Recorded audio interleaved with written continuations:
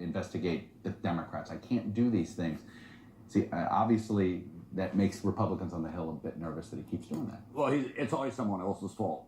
This president, more than anyone that I can remember in my lifetime, is pointing fingers at everybody else except himself. The president is elected not to be just the king. The president is elected to be our principal political leader in this country and to work with the other branches of government to get something done on behalf of the American people. But his whole modus operandi is to get up in the morning and say, I'm great, it's all their problem.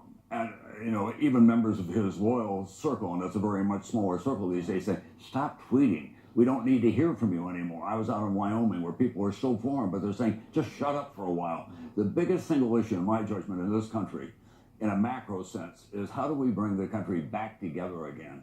And what he's doing is constantly trying to divide the country.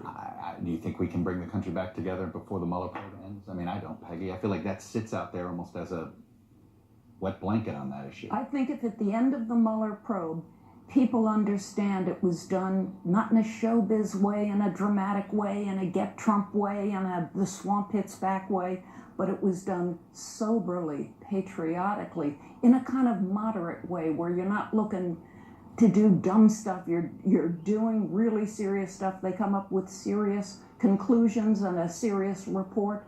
It'll come to be respected, and that'll bring things together on this issue. Mm-hmm.